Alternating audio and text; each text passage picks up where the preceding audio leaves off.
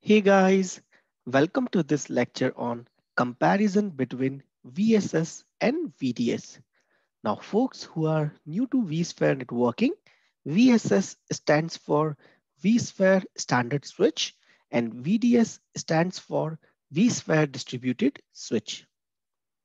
Now, what we will be discussing in this particular lecture, in this particular lecture video, we will be discussing about why distributed switch. What are the challenges or issues with VSS or standard switch? What are the advantages of VDS over VSS? And a little bit brief about distributed switch architecture. So with this particular agenda, let's get started. Now here is a brief overview about type of virtual switches.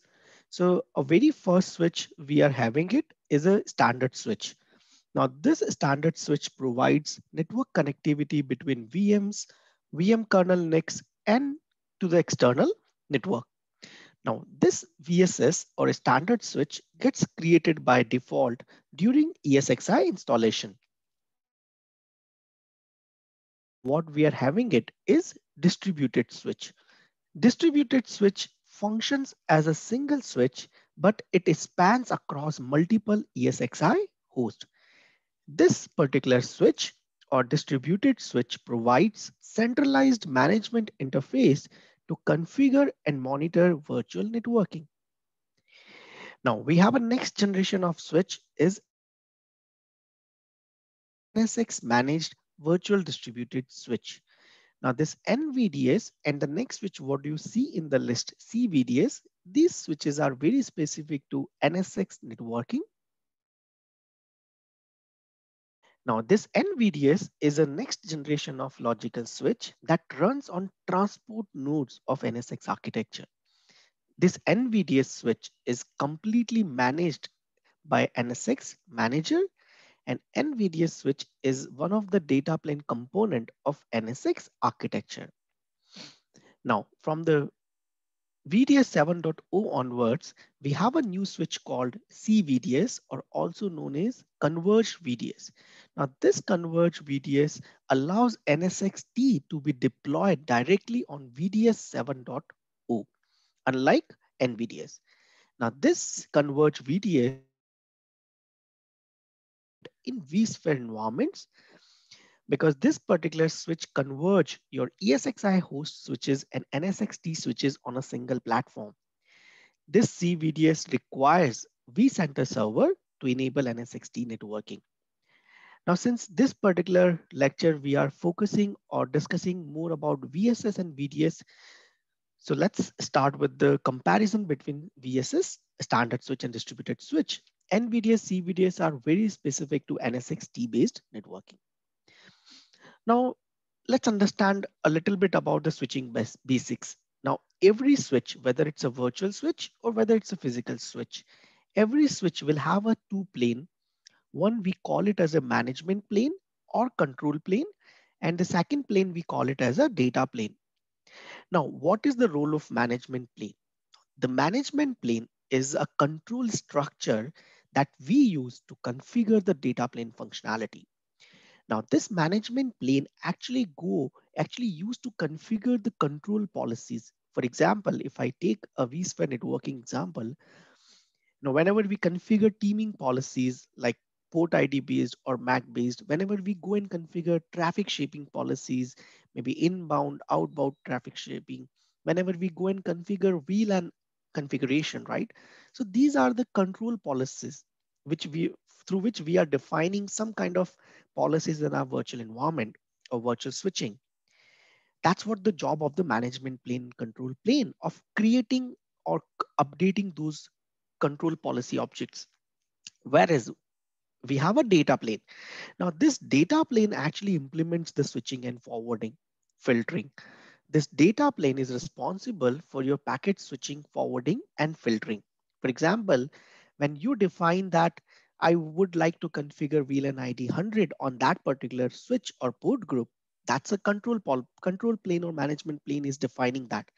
But now once the packet land over to the data plane will go and gonna take that particular packet and gonna tag with the respective VLAN ID which got propagated from the control plane. And then it will be encapsulating this packet, or it will be processing that packet and forwarding to the next uplink device. So that's the job of the data plane. Now, these are the very basic example of a very basic plane of any switch. Now, let's talk about the VSS first. Now, here you could see that this is a very simplistic VSS architecture. Now, in this particular diagram, if you see that we have a two VMs. So as you could see that we have a two VMs, VM1 and VM2, and we have a PGA. PGA is created here, which is a port group, and VM1 is connected to PGA, whereas VM2 is connected to PGB. And these PG is basically port group. And now as you could see that on the label, this yellow sticker, which says that we have configured VLAN ID 100 teaming policy as a port ID based on this particular PGA port group. And these port groups are created on a vSphere standard switch, which is running on ESXi host A. Now, similarly, as you could see that we have another ESXi host B also having a standard switch present there. And these entities, what you see here, these are our physical switches. So our ESXi host or our ESXi host is connected to this physical switches to provide physical connectivity. Now, that's a very simplistic architecture of your standard switch. Now let's understand what are the challenges or issues with the standard switch. Now in the standard switch, if you see that our control plane or management plane in data plane, they both sits into the ESXi host. For example, when you create this port group A, and when you define the VLAN ID 100, which means that your control plane, where you are creating this VLAN ID, and the data plane who is going to tag this packet for this particular VLAN ID that reside on the same ESXi host. And because of this reason, just take an example. What if you want to migrate VM1 from ESXi host A to ESXi host B? What all the things you need to do? So as we know that one of the very biggest challenge of the standard architecture is we need to replicate a VM networking to the destination host before migrating that VM. So for example, if I would like to migrate VM1 from ESXi host A to ESXi host B, first, I need to assure that I provide the same networking and policies on the destination host. So before migrating VM1, what I need to do, I need to create a same port group as PGA, like created on the ESXi host A. And then I have to create a same VLAN ID 100 and maybe, teaming policy, a same teaming policy I need to configure on this port group. Now, once I do that, I should be able to migrate my VM from ESXi host A to ESXi host B without losing any network connectivity. Similarly, if this VM2 you would like to migrate to the ESXi host B, before doing a migration, you have to assure the consistent network policies and configuration. So what I'm going to do, I'm going to create this PGB on my destination host, and then basically I'm going to migrate this VM on ESXi host B. So that VM do, and we get the VM migration without any loss of network consistency. Now, just imagine what if you have an environment of hundreds of ESXi hosts, and when your DRS is configured on your cluster, then we don't know on which host VM will get migrated at what time. And in that scenario, just imagine if you don't have a network consistency across your host in a cluster, and DRS is just trying to migrate a VM, we might lose the network connectivity. And that becomes a very big challenge in this standard switch networking, where the administrator of that particular environment has to make sure that every single time, whenever a new port group is getting created, whenever a new policy is being defined, it has to replicate that policy across all the ESXi hosts in a cluster for seamless migration. And that becomes a a very big challenge in the larger environment, and that becomes a real bottleneck from managing a virtual networking. And that is the biggest challenge with the standard switch. So let's move on. So let's understand how do we solve all these challenges. So that's where we have a VDS. We call it as a vSphere distributed switch. Now, sorry about this slide. So it has to be recorrected as a VDS because that's a VDS architecture. Now, let's look at about the VDS. Now, VDS is actually trying to overcome all the challenges what we discussed in the standard switch architecture. So here you could see that we have a one big distributed switch. As you could see that we have this distributed switch called as vSphere distributed switch, or we call it as a VDS. And that VDS is actually spanning across all the ESXi hosts. So in this particular diagram,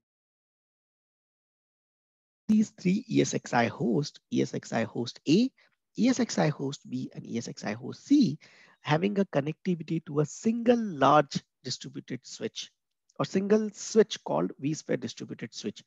Now, why do we call it as a distributed switch? Because that's a single switch which is spanning across ESXi host A, B, and C. And since this is the distributed switch, so as you could see that we have a port group. And we call this port group as a DVPG, distributed virtual port group, because this is not a standard port group anymore. This is the port group which will be present on every single ESXi host, which are being managed by that VDS. Similarly, we have a distributed port group B, and then you have another port group, which we call it as a DV uplink. So this is a port group which actually do the grouping of your physical uplink, which are actually present on your ESXi host. And we call that port group as a distributed virtual uplinks or DV uplinks. So that's pretty much about the configuration part. And as you could see that all these hosts are connected to the physical switches for providing the physical network connectivity. Now, one of the very important thing to remember or see here is vCenter server. Now, unlike in traditional switching, there is no rule of vCenter server. Whenever you want to configure networking, you will have to go to every ESXi host and you have to configure networking at each host level. But in the distributed switch, the one of the major difference is basically your entire VDS networking is being managed by vCenter server or managed from your vCenter server. So from your vCenter server, your vCenter server becomes a single pane of glass to create or configure a distributed switch based networking. So it's a centralized play pane of glass to configure the entire data center networking. So in this particular diagram, as you could see that my VM1 is connected to DVPG-A, my VM2 is connected to DVPG-B, and we have a vCenter server which actually taking care of the entire networking. Now, one of the very bigger difference between VSS and VDS, as we discussed, the control plane or management plane and data plane.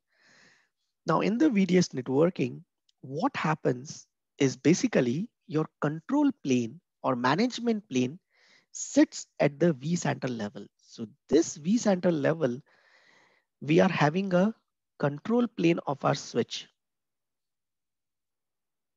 We have a control plane, or we also call it as a management plane. So our management plane of the switch has been taken out from every ESXi host. And now we have a one centralized interface or one centralized entity which where we are hosting our control plane or management plane of our virtual switch. So that is the reason our control plane sits at the vCenter level and data plane sits at every ESXi host level.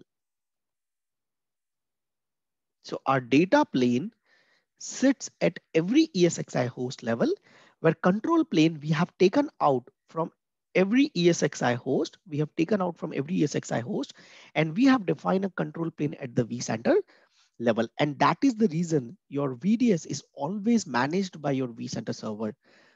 We always require a vCenter server to create a virtual distributed switch, which is not the case with the VSS. For creation of VSS, you can simply log into your ESXi host client and you can create the switch. But for VDS, you would require a vCenter server. And the reason behind that, your management plane or control plane of the switch has been taken out from every ESXi host level. And now that has been presented at a vCenter level, which is the topmost object of our data center. So, so let's go a little bit more deeper into it. So now as you could see that how the VDS networking resembles. So in this particular diagram, as you could see that we have a VM1 connected to DVPG-A. We have a VM2 connected to DVPG-B. Now, these are the distributed port group, as you could see that. And why do we call it as a distributed port group? Because you create this port group once, but as you could see that the same port group has been created on both of my ESXi host. I created the port group once, but that port group exists on both of my ESXi host. I created DVPG-B once at my VDS level, but that DVPG has been pushed to both of my ESXi hosts, which are being managed by my ESXi host. So as you could see that we are creating a port group once, for example, in this case, DVPG-A. And once you created that once, that DVPG port group instance object will be created on all those ESXi hosts automatically, which are being managed by with that VDS. That simplifies the network configuration, right? And then as you could see that we have a something called VDS proxy switch, which is present on every ESXi host. Now this VDS proxy switch is actually a part of your VDS network, which is present on every ESXi host is a part of data plane component. It is a part of data plane component. It is a part of data plane component which actually responsible for packet forwarding, packet switching, packet filtering. For example, if this VM1 is running on ESX host A and this VM2 is running on ESX host B, for example, then the packet has to come to this ESX host A from to the physical environment. It will go to ESX host B and then it will get delivered to the VM2. So this packet forwarding is being handled by this proxy switch, whereas the management, creating the port groups, defining the policies is being managed by your management plane or control plane, which actually managed by your vCenter server.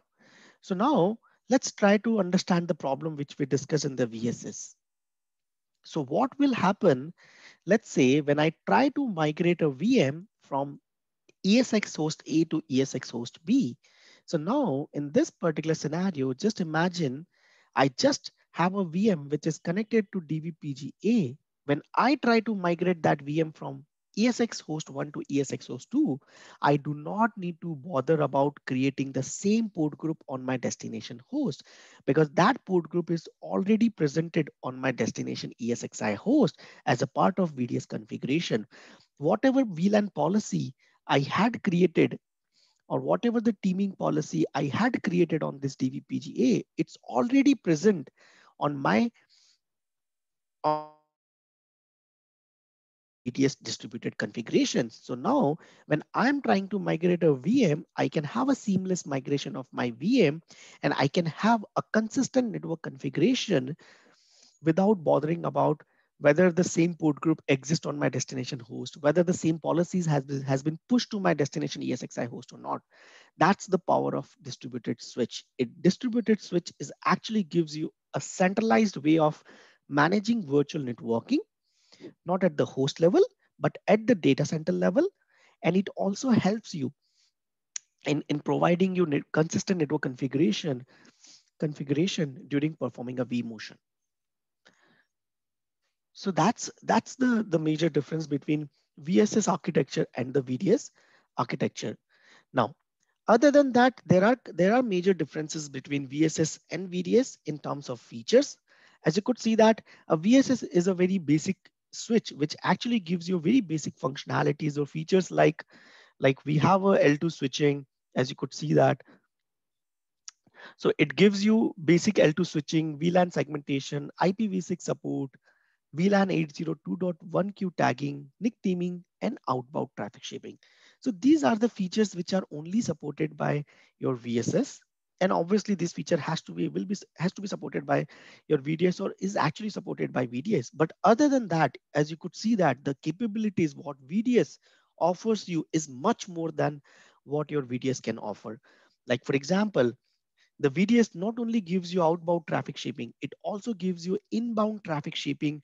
It gives you capability of having a port level blocking, where you can block the traffic at each port level.